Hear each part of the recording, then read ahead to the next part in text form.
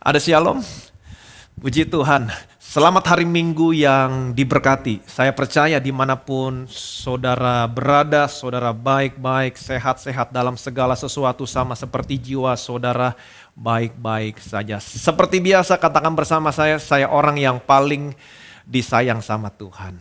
Amin. Saya mau saudara selalu mengingat Alkitab mengatakan bahwa tidak ada penebusan, yaitu pengampunan dosa tanpa penumpahan darah. Sekali lagi saya ulangi, tidak ada penebusan atau pengampunan dosa tanpa penumpahan darah. Dan darah yang tertumpah harus darah yang tidak berdosa, tidak bercacat, tidak bercela, kudus, benar.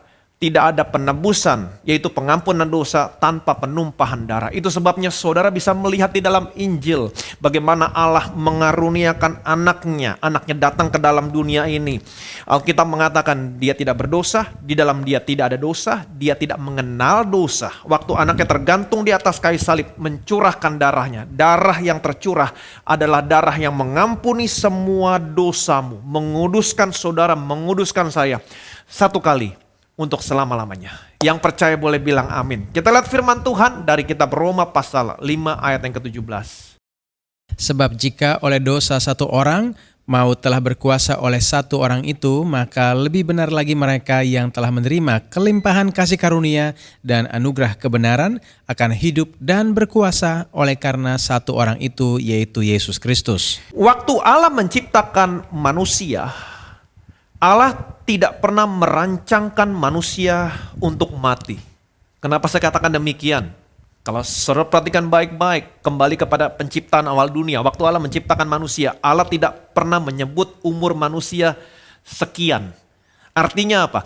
Waktu Allah menciptakan manusia, Allah merancangkan manusia untuk hidup selama-lamanya. Yang percaya boleh bilang amin. Tetapi apa yang terjadi ketika manusia jatuh dalam dosa?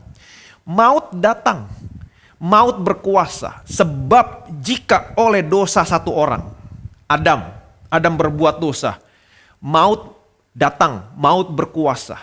Ini benar. Amin. Tetapi kalau saudara perhatikan baik-baik kalimat selanjutnya, maka lebih benar lagi. Kalau yang pertama tadi benar, maka kalimat yang kedua ini lebih benar lagi. Maka lebih benar lagi. Mereka, siapa mereka di sini? Mereka adalah orang-orang yang menerima kelimpahan kasih karunia dan anugerah kebenaran. Kata menerima di sini bukan hanya menerima satu kali, tetapi menerima terus-menerus. Continuous receiving, menerima terus-menerus. Menerima apa? Menerima kelimpahan kasih karunia dan anugerah kebenaran. Apa yang terjadi sama orang ini? Akan hidup dan berkuasa. Amin. Menerima terus-menerus. Banyak orang berkata, oh no Pak, kita tidak bisa terus-menerus menerima kelimpahan kasih karunia dan anugerah kebenaran. Enggak bisa. Kita hanya cukup menerima sekali ketika kita menerima Yesus sebagai Tuhan dan Juru Selamat. Itu satu-satunya kita menerima kelimpahan kasih karunia dan anugerah kebenaran. Hati-hati, iblis tidak mau saudara menerima kelimpahan kasih karunia dan anugerah kebenaran. Kenapa? Karena iblis tidak mau saudara hidup dan berkuasa.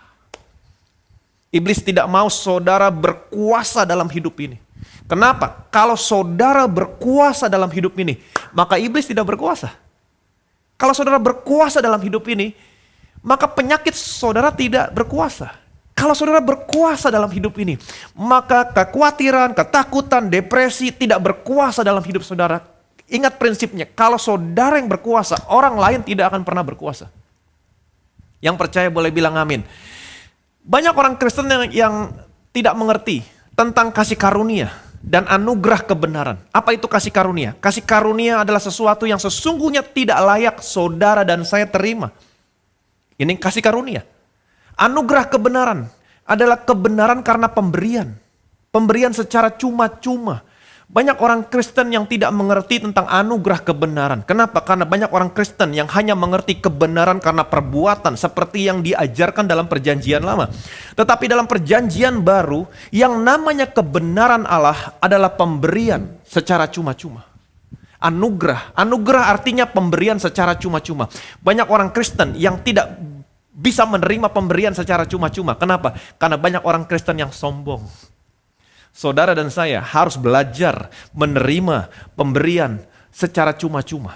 Kalau ada seseorang yang membeli sesuatu, membayar sesuatu, lunas.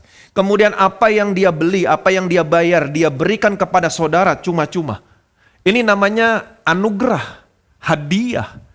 Si pembeli atau si pemberi ini yang membayar. Saudara sebagai penerima, saudara tidak perlu membayar. Saudara hanya menerima. Ini yang namanya anugerah kebenaran. Tetapi banyak orang Kristen berpikir, no, kita harus berbuat sesuatu yang baik. Sekali lagi, saya tidak menentang perbuatan baik. Berbuat baik itu penting, berbuat benar itu harus. Tetapi banyak orang Kristen yang berpikir, no, kita harus berbuat baik, kita harus berbuat benar, kita harus begini, kita harus begitu. Baru kita disebut sebagai orang yang benar. Ini namanya menerima upah. Bukan menerima hadiah, bukan menerima anugerah. Itu sebabnya banyak orang Kristen yang tidak berkuasa dalam hidup ini. Ada begitu banyak yang saya dengar dan ada begitu banyak yang saya lihat kesaksian. Orang-orang bersaksi bagaimana mereka dibebaskan dari ketergantungan, dari kebiasaan buruk. Dan pada akhirnya mereka bisa berkuasa atas kebiasaan buruk, atas ketergantungan mereka. Mereka dibebaskan dari rokok, dibebaskan dari alkohol, dari narkoba, dari pornografi. Saudara tahu apa yang mereka lakukan sehingga mereka bisa dibebaskan dan pada akhirnya mereka berkuasa. Saudara tahu apa yang mereka lakukan? Sekalipun mereka masih berbuat dosa, sekalipun mereka masih merokok, sekalipun mereka masih minum, setiap hari, setiap saat mereka selalu mendeklarasikan diri mereka. Saya adalah orang yang dibenarkan Allah karena iman dalam Kristus Yesus. Saya adalah orang yang dibenarkan Allah karena iman dalam Kristus Yesus. Terus setiap hari mereka mendeklarasikan diri mereka. Waktu mereka mendeklarasikan diri mereka, saya adalah orang yang dibenarkan di hadapan Allah karena iman. Sesungguhnya mereka menerima kelimpahan kasih karunia dan anugerah kebenaran. Mereka membiarkan diri mereka menerima kelimpahan kasih karunia dan anugerah kebenaran. Apa hasilnya? Mereka hidup dan berkuasa. Akhirnya mereka bisa dibebaskan dari ketergantungan mereka. Mungkin ketika mereka masih merokok, mungkin ketika mereka masih berbuat dosa, ketika mereka berkata saya adalah orang yang dibenarkan Allah karena iman dalam Kristus Yesus, mungkin iblis akan berkata, kamu munafik. Tapi mereka terus-menerus memperkatakan, saya adalah orang yang dibenarkan Allah karena iman dalam Kristus Yesus. Mereka membiarkan diri mereka menerima kelimpahan, kasih karunia, anugerah kebenaran. Apa yang terjadi? Mereka dibebaskan dari kebiasaan buruk. Mereka dibebaskan dari ketergantungan sehingga pada akhirnya mereka bisa hidup dan berkuasa atas kebiasaan buruk. Hidup dan berkuasa atas ketergantungan. Amin. Tetapi banyak orang Kristen ketika mereka berbuat dosa, berbuat sesuatu yang salah, mereka merasa berdosa, merasa kotor, mereka enggak berani datang kepada Tuhan, mereka bertingkah laku seolah-olah Tuhan tidak mengampuni dosa mereka.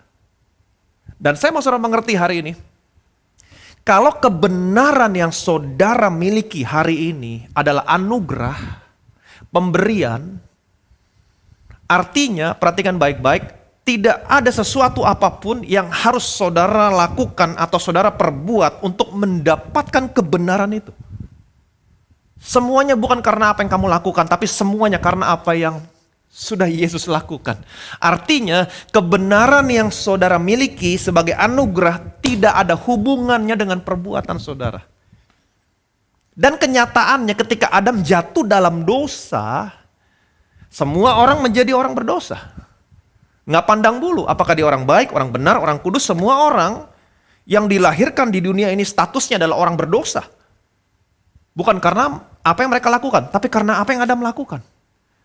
Jadi buat saya apa yang Adam lakukan begitu powerful. Kalau apa yang Adam lakukan begitu powerful, saya lebih percaya apa yang Yesus lakukan lebih powerful lagi. Itu sebabnya jangan lagi pernah berkata saya orang berdosa, saya orang berdosa. Bukan berarti saya tidak mengatakan saudara sudah bebas dari dosa. Bukan, mungkin saudara masih berbuat dosa. Mungkin saudara masih terikat dosa. Tetapi yang saya mau sampaikan adalah jangan pernah menghakimi keberadaanmu. Katakan bersama saya keberadaan. Jangan pernah menghakimi keberadaanmu berdasarkan apa yang kamu lakukan. Amin. Kenyataannya seperti tadi yang saya katakan, ketika status saudara masih orang berdosa, karena apa yang Anda melakukan. Apapun yang saudara lakukan tidak pernah merubah statusmu dari orang berdosa menjadi orang benar. Betul? Ketika saudara selamat, menerima Tuhan Yesus sebagai Tuhan dan Juru Selamat, saudara menjadi orang benar karena apa yang Dia lakukan, bukan karena apa yang kamu lakukan. Karena apa yang Dia lakukan, kamu menjadi orang benar. Dan saya percaya apa yang Yesus lakukan lebih powerful, sehingga tidak ada satupun perbuatanmu yang bisa merubah statusmu dari orang benar menjadi orang berdosa. Yang percaya boleh bilang amin. Amin. Kolose pasal 2 ayat 9 sampai dengan 10. Perhatikan baik-baik. Sebab dalam Dialah berdiam secara jasmania seluruh kepenuhan kealahan, dan kamu telah dipenuhi di dalam Dia. Dialah kepala semua pemerintah dan penguasa. Alkitab mengatakan sebab di dalam Dialah. Katakan bersama saya, di dalam Dia. Di dalam Yesus. Sebab di dalam Dialah berdiam secara jasmani seluruh kepenuhan kealahan. Amin. Dengan kata lain, ketika saudara selamat, terima Tuhan Yesus, Allah menempatkan saudara di dalam Yesus. Amin. Saudara sempurna di dalam Yesus. Saudara kudus, benar, tidak bercacat, tidak bercela di hadapan Allah ketika saudara ada di dalam Yesus. Kebanyakan orang berkata, kebanyakan orang berkhotbah, kamu harus berbuat benar, kamu harus berbuat baik, baru kamu menjadi orang yang benar. Tetapi hari ini saya mau kasih tahu sama saudara, ketika saudara menerima Yesus sebagai Tuhan dan Juru Selamat, kamu menjadi orang yang benar. Kenapa? Karena ketika saudara selamat, seperti yang tadi saya katakan, terima Tuhan Yesus, Allah menempatkan saudara di dalam Yesus.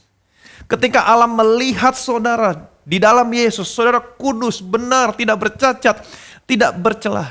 Sebab di dalam Dialah berdiam secara jasmani seluruh kepenuhan kealahan. Kamu sempurna di dalam Yesus. Ini adalah titik awal keberadaan. Ingat baik-baik, keberadaan. Ini adalah titik awal keberadaan saudara dan saya di hadapan Allah. Saudara adalah sempurna, kudus, tidak bercacat, tidak bercelah di dalam Yesus. Sekali lagi saya ulangi, ini adalah titik awal keberadaan saudara di hadapan Allah. Ketika saudara selamat menerima Tuhan Yesus, Allah menempatkan saudara dan saya di dalam Yesus, sehingga di hadapan Allah saudara kudus, benar, tidak bercacat, tidak bercelah. Yang percaya boleh bilang amin. Amin. Ini adalah titik awal saudara. Bukannya berarti saya mengatakan saudara sudah bebas dari dosa. Mungkin saudara masih berbuat dosa. Tapi jangan pernah menghakimi keberadaanmu. Ingat, keberadaanmu berdasarkan apa yang saudara lakukan. Tapi hakimi keberadaanmu berdasarkan apa yang Allah lakukan. Allah menempatkan saudara di dalam Yesus. Di hadapan Allah, saudara kudus, benar, tidak bercacat, tidak bercelah. Kebanyakan orang menghakimi keberadaannya berdasarkan apa yang dia lakukan. Ketika dia melihat apa yang dia lakukan, maka dia berpendapat, saya berdosa, saya kotor, saya tidak sempurna.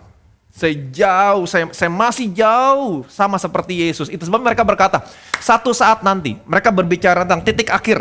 Satu saat nanti, kita akan menjadi sama sempurna seperti Yesus. No.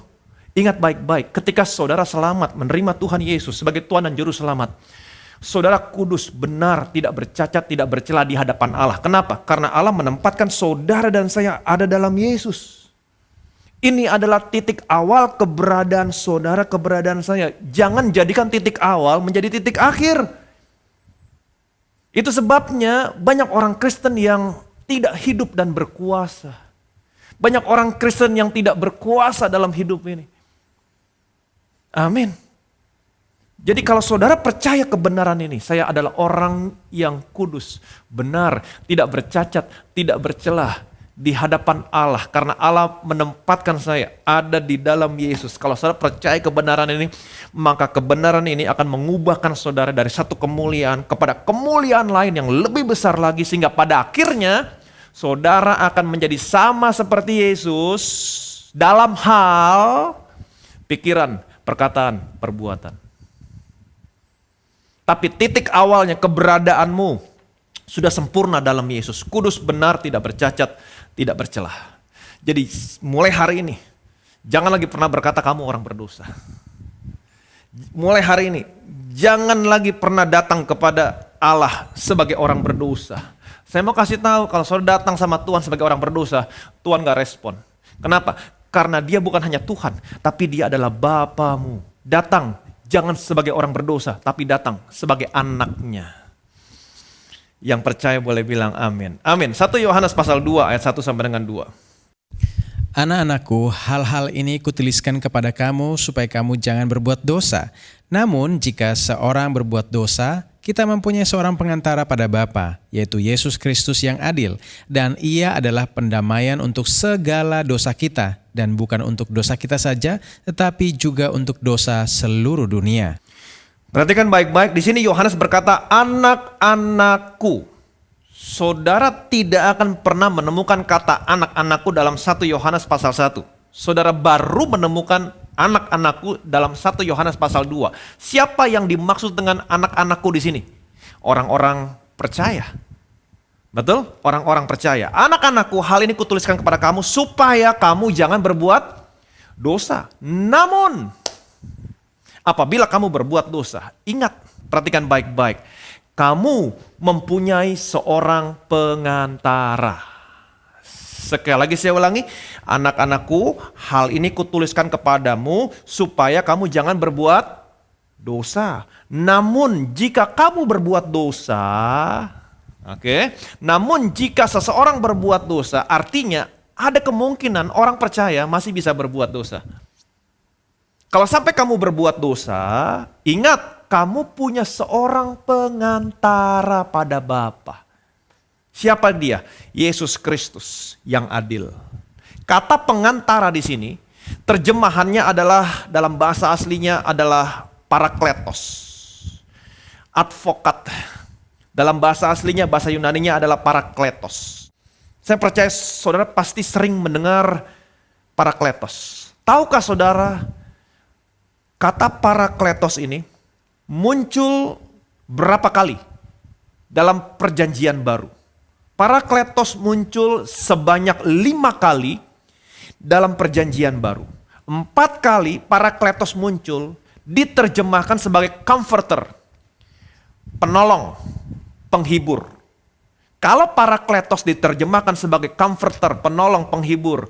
Comforter, penolong, penghibur. Ini mengacu kepada siapa? Kepada Roh Kudus.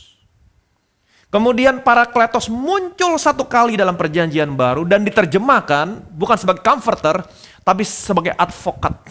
Di dalam ayat yang barusan kita baca tadi. Sebagai pengantara. Kalau parakletos diterjemahkan sebagai advokat, pengantara, ini bukan mengacu kepada Roh Kudus, tapi mengacu kepada siapa? Yesus Kristus. Kita punya seorang pengantara pada Bapa, yaitu Yesus Kristus yang adil. Amin. Dia mati, dia bangkit, dia naik ke surga, dia duduk di sebelah kanan Allah menjadi pengantara. Advokat, parakletos. Perhatikan baik-baik. Tahukah saudara, masih ingatkah saudara bahwa ada saatnya di mana iblis bisa berdiri di hadapan Allah mendakwa saudara dan saya siang dan malam? Masih ingat cerita tentang Ayub? Semuanya ini tentunya terjadi sebelum Yesus mati di atas kayu salib. Semuanya ini terjadi tentunya sebelum Yesus curahkan darahnya di atas kayu salib. Tetapi waktu Yesus curahkan darahnya di atas kayu salib, dia naik ke surga. Dia naik ke surga bukan membawa darah binatang, tapi dia naik ke surga membawa darahnya sendiri. Untuk apa? Untuk menguduskan surga. Mungkin banyak orang berkata, Pak, untuk apa lagi surga dikuduskan? Bukannya surga udah kudus seluruhnya.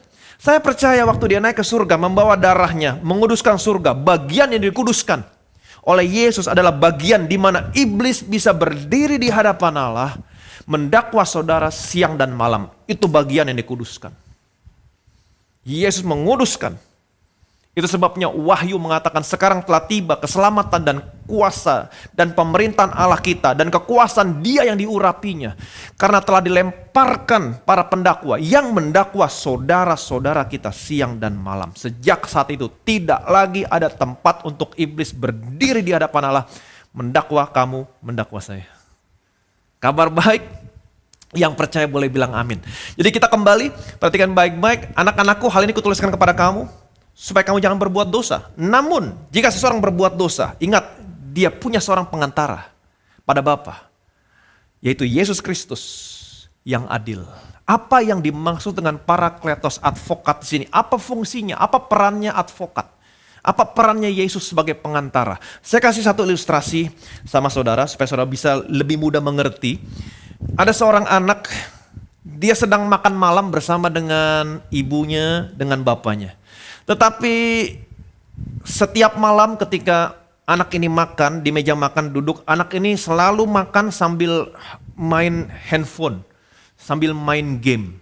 Sehingga makannya menjadi lama sekali dan sepertinya dia tidak bisa menikmati makannya. Karena satu suap dia main game, 15 menit kemudian dia baru suap lagi, dia main game. Sehingga ibu bapaknya sudah selesai makan, anak ini baru makan 3 suap, 2 suap, 3 suap.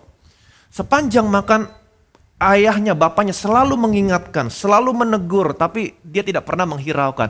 Sampai satu kali, karena dia sambil main game, sambil nyendok tidak melihat, kemudian dia kembaliin sendoknya. Sampai satu kali, anak ini menyenggol gelas, kemudian gelasnya tertumpah. Waktu gelasnya tertumpah, terjadi kekacauan di meja makan. Kemudian bapaknya memarahi anak ini. Kemudian bapaknya mendisiplin anak ini. Kalau kamu tidak mau makan, kamu naik ke atas. Masuk ke kamar kamu. Kemudian anak ini naik ke atas. Kemudian ibunya langsung cepat-cepat membereskan semua kekacauan di meja makan. Dia beresin semuanya. Dia rapihin. Air yang tumpah dia keringin. Sampai segala sesuatunya baik kembali. Kemudian ibunya menenangkan ayahnya. Setelah itu ibunya naik ke atas, pergi ke kamar anaknya. Ibunya melihat anaknya menangis. Apa yang ibunya lakukan? Apakah ibunya berkata, oh nak, apa yang kamu lakukan itu baik, bapamu aja yang kuno sekarang, anak sekarang semuanya juga main handphone. No, ini tidak baik. Apa yang ibunya lakukan? Ibunya menghibur anak ini. Ibunya menenangkan anak ini. Dan ibunya menasehati anak ini. Kalau waktunya makan, kamu makan, jangan main handphone. Karena kamu gak bisa menikmati makanan kamu butuh makan. Dan ibunya menghibur anak ini. Semua kekacauan sudah ibu bereskan di bawah. Dan bapakmu gak marah lagi. Ibunya menghibur anak ini. Ibunya menenangkan anak ini. Dan ibunya membuat anak ini tetap punya rasa percaya diri. Untuk turun kembali dan duduk bersama dengan bapaknya. Amin. Yesus tidak pernah menyamankan dosa saudara. Tidak, tetapi dia menyamankan saudara. Dia menghibur saudara. Bagaimana caranya? Dia akan mengingatkan kepada saudara apa yang sudah dia lakukan untuk dosamu. Amin. Ingat, jangan berbuat dosa, dosa itu jahat, dosa bisa merusak segala sesuatunya. Tetapi saudara harus ingat, jika kamu berbuat dosa, ingat kamu punya seorang pengantara. Dan dia sudah kerjakan segala sesuatunya di atas kayu salib. Dia mengingatkan kepada saudara apa yang sudah dia kerjakan di atas kayu salib. Supaya apa? Bukan supaya saudara bisa berbuat dosa seenak-enaknya. Bukan, minggu yang lalu kita sudah lihat. Jika halnya demikian, apakah kita semakin bertekun dalam dosa? Sekali-kali tidak. Yesus menghibur saudara, menyamankan saudara. Dia bukan menyamankan dosamu, tapi dia menyamankan saudara. Bagaimana caranya? Mengingatkan kepada saudara apa yang sudah dia selesaikan di atas kayu salib. Supaya kamu tetap punya confidence waktu kamu datang kepada Bapamu. Amin. Supaya saudara tetap punya rasa percaya diri dan confidence ketika saudara datang kepada Bapamu. Di atas kayu salib, Yesus berkata, "It is finished." Disinilah kehidupan saudara dan saya sebagai orang percaya dimulai. Finish Apanya yang finish? Dosamu finish, kutuk finish, penghukuman finish. Bagaimana dengan kekudusan Allah? Kekudusan Allah sudah dipuaskan. Bagaimana dengan kasih Allah? Kasih Allah sudah dinyatakan. Keduanya bertemu dan dipuaskan di atas kayu salib. Saudara masih ingat ketika Yesus datang ke dalam dunia ini, dia berkata kepada orang tuanya yang mencari-cari Yesus sudah hilang. Apa yang Yesus katakan? Tidak tahukah kamu bahwa aku datang ke dalam dunia ini untuk melakukan kehendak Bapakku? Di atas kayu salib dia berkata, finish. Apanya yang finish? Kehendak Bapaknya sudah selesai. Mencurahkan darahnya, mengampuni dosamu satu kali untuk selama-lamanya. Supaya hari ini tidak lagi ada yang bisa menggugat saudara, menggugat saya. Dosamu sudah diampuni. Dan hari ini saudara dan saya adalah orang yang dibenarkan di hadapan Allah karena iman dalam Kristus Yesus. Supaya tidak lagi ada yang bisa menggugat saudara, menggugat saya. Seminggu kemudian, perhatikan baik-baik, setelah Yesus bangkit, apa yang terjadi? Yesus menampakkan diri kepada murid-muridnya di ruangan atas dalam keadaan pintu terkunci. Yesus berkata, damai sejahtera bagi kamu. Damai sejahtera bagi kamu. Sambil Yesus menunjukkan tangannya yang berlobang paku. Kenapa? Karena damai sejahteraku sudah aku bayar. Lunas. Amin. Seminggu kemudian Yesus kembali menampakkan diri kepada murid-muridnya. Ingat minggu yang lalu kita sudah lihat bagaimana Yesus bertanya kepada Petrus. Simon, Petrus, apakah engkau mengasihi aku? Petrus berkata, Tuhan engkau tahu, aku mengasihi engkau. Dan Tuhan berkata, gembalakanlah domba-dombaku. Amin. Apakah engkau mengasihi aku? Kemudian Yesus berkata, ikutlah aku. Perhatikan baik-baik. Lihat urutannya. Lihat urutannya. Jangan dirubah. Yang pertama adalah it is finished. Yang kedua, damai sejahtera bagi kamu. Yang ketiga, apakah engkau mengasihi aku? Yang keempat, ikutlah aku. Apakah Petrus ikut? Yes, Petrus mengikut Yesus. Perhatikan baik-baik. Kehidupan kekristenan saudara dimulai. Inilah titik awal saudara, titik awal saya sebagai orang percaya. Kehidupan kekristenanmu dimulai dari it is finished. Darahnya tercurah menguduskan kamu. Satu kali untuk selamanya. Ketika saudara selamat terima Tuhan Yesus, Allah menempatkan saudara, menempatkan saya di dalam Yesus. Sehingga saudara sempurna di dalam Yesus. Di hadapan Allah, saudara kudus, benar, tidak bercacat, tidak bercelah. Kalau saudara tahu kebenaran ini, maka saudara akan merasakan damai sejahtera. Amin. Damai sejahtera bagi kamu. Terima. Alkitab mengatakan, kita yang dibenarkan karena iman, kita hidup dalam damai sejahtera dengan Allah. Ketika saudara tahu bahwa saudara hidup dalam damai sejahtera dengan Allah, tidak lagi ada kutuk, tidak lagi ada penghukuman. Amin. Tidak lagi ada pertentangan. Ketika Tuhan datang sama saudara dan berkata, apakah engkau mengasihi aku? Saya percaya saudara pasti berkata, aku mengasihi engkau Tuhan. Kemudian Tuhan berkata, ikutlah aku. Saya percaya saudara pasti ikut. Amin. Jadi inilah titik awal saudara, titik awal saya. Betapa pentingnya saudara mengerti titik awal saudara, keberadaan saudara dalam Kristus Yesus. Kalau saudara mengerti kebenaran ini, maka saya percaya saudara bisa memiliki kehidupan kekristenan yang sesungguhnya. Mengikut Yesus. Jadi betapa penting. Perhatikan baik-baik. Sebab jika oleh dosa satu orang, maut berkuasa atas orang itu. Ini benar.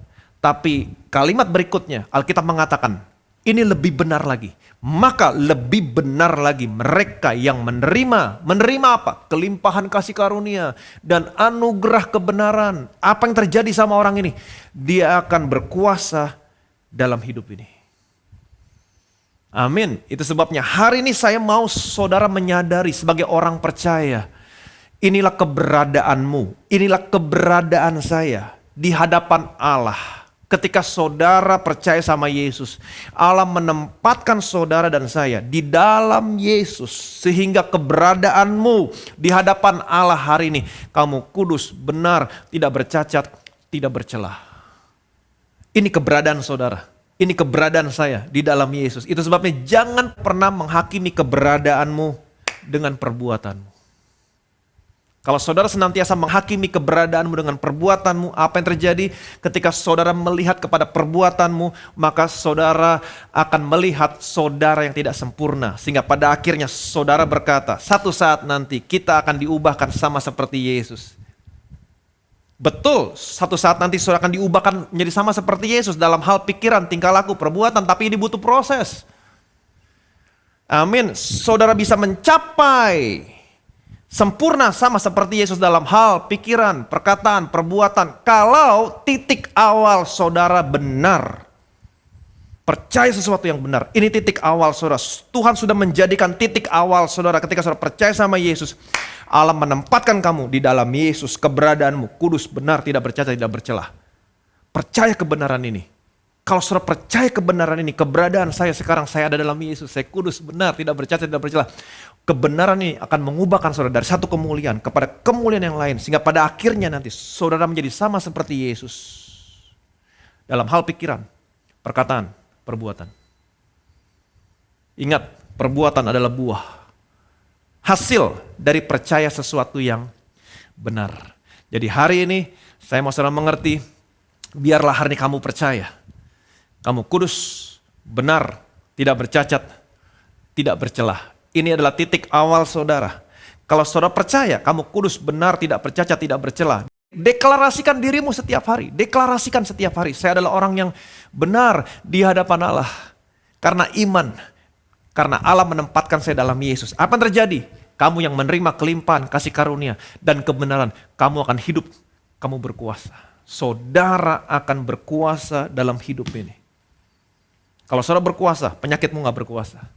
Kalau saudara berkuasa, ketakutan, kekhawatiran, depresi tidak akan berkuasa. Percaya, kamu kudus, benar, tidak bercacat, tidak bercelah. Sempurna dalam Yesus. Apa yang terjadi? Pada akhirnya, saudara bisa memiliki kehidupan kekristenan yang sesungguhnya. Yang percaya boleh bilang amin. Jadi, deklarasikan dirimu setiap hari. Terima anugerah kebenaran. Bagaimana caranya? Dengan mendeklarasikan dirimu setiap hari, saya adalah orang yang dibenarkan di hadapan Allah karena iman dalam Kristus Yesus. Yang pertama, apa yang terjadi sama saudara? Saudara akan berkuasa dalam hidup ini.